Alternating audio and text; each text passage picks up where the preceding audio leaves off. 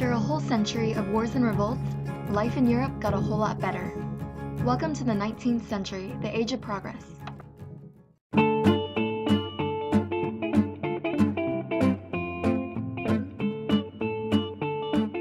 Growth in industry started in Britain in the 1750s, and by the 1800s it had spread all over Europe.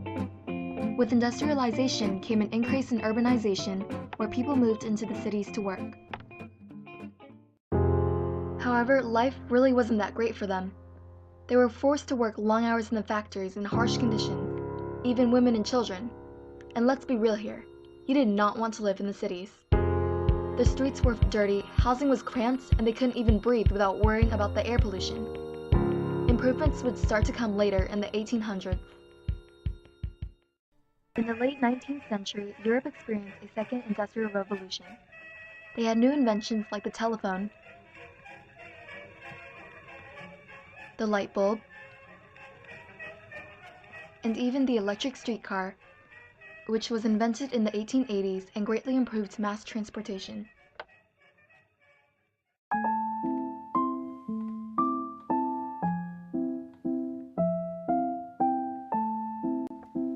During the 19th century, Great Britain was the leading power.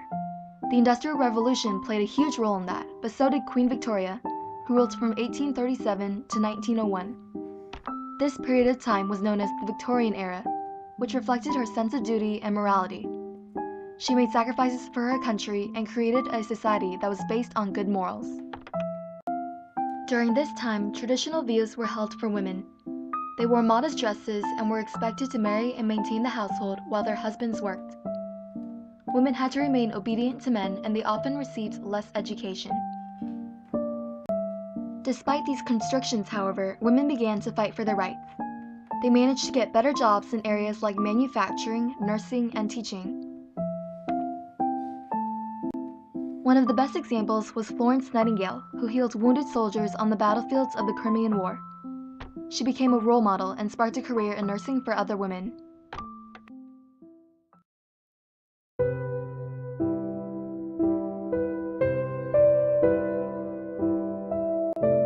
Let's go back to the fact that living conditions weren't the greatest during the Industrial Revolution. Concerned about this, Edwin Chadwick searched for improvements in 1842. In his report on the condition of the laboring population of Great Britain, he proposed his sanitary idea and believed that cleaning up the urban environment could prevent diseases such as cholera, dysentery, and typhoid. Parliament later responded with the Public Health Act of 1848, providing sanitary systems that improved living conditions. Meanwhile, governments elsewhere realized the need for urban reform. That's why Napoleon III commissioned Haussmann to rebuild the city of Paris. Gone was the narrow streets and old city walls, and in came grand boulevards, theaters, shopping centers, and modern sewage and sanitary, making it the cultural center of Paris.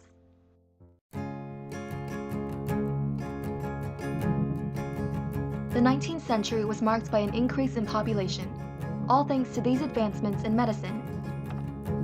In 1864, Louis Pasteur discovered the method of pasteurization, which killed disease-causing microorganisms by heating liquids. This advanced the field of vaccination, leading Joseph Lister to develop the first antiseptic treatment for wounds and surgery.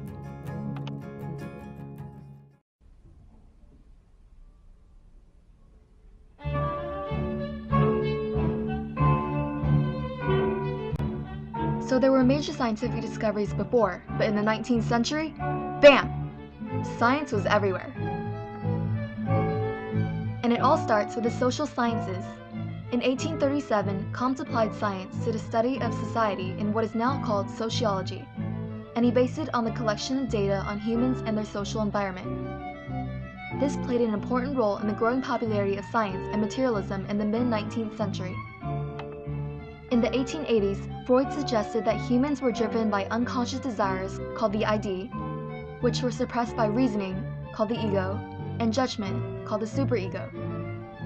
This led to the foundation of psychoanalysis, where patients were brought under hypnosis to deal with suppressed memories. Although his theories were quite controversial, they made a huge impact in psychology today. And of course, we can't forget about Darwin. In 1859, he published his book on the origin of species. Here, he proposes his ideas of evolution and natural selection, saying that species evolved from a common ancestor in order to adapt to their environment in a struggle to survive. This led to the development of Herbert Spencer's social Darwinism, where he theorized that societies evolved from a struggle with their environment, and only the strong would survive.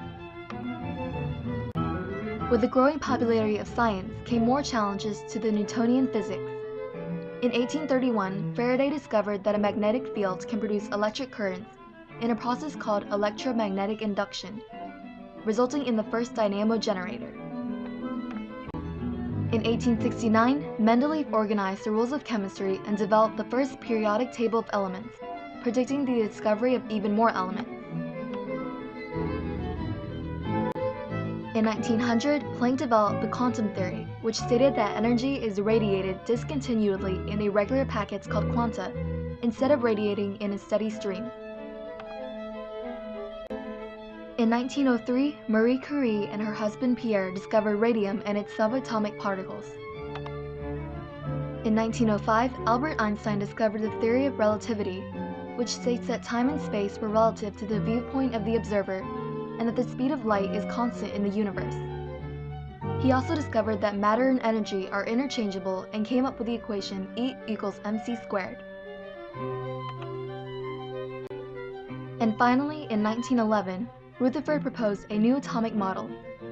From his gold foil experiments, he discovered the nucleus and concluded that most of the mass is contained there, while the electrons floated around the nucleus in an empty space.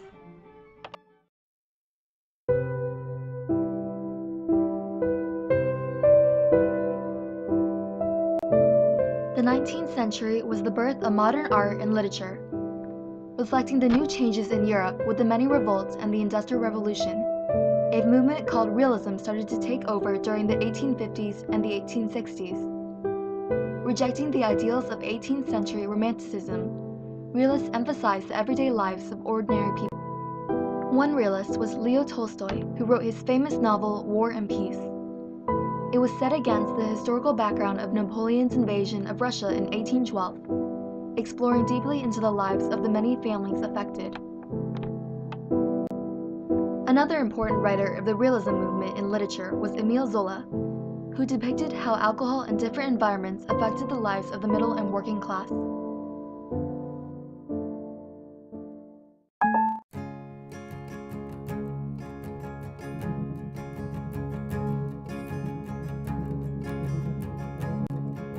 With all of the new scientific discoveries, art started to move away from reality in response to search for individual expression.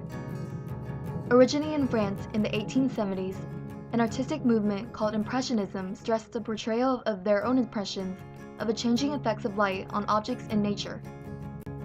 One of the most famous Impressionist painters was Claude Monet.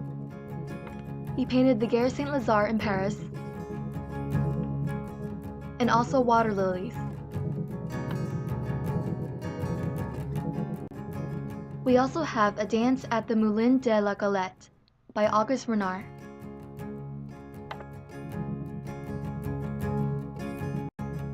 In the 1880s, post-impressionists took Impressionism a little bit further. They still used the effects of light, but they also added in colors and lines to portray their own reality. While Impressionism still had a sense of realism, post-impressionism moved even further away from that and was truly the beginning of modern art. One of the most famous painters was Vincent van Gogh.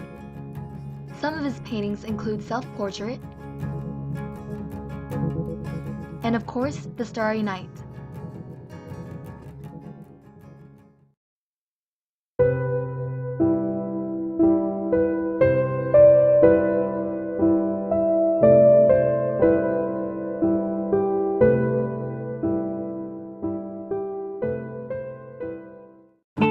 Well guys, that's the 19th century. The end.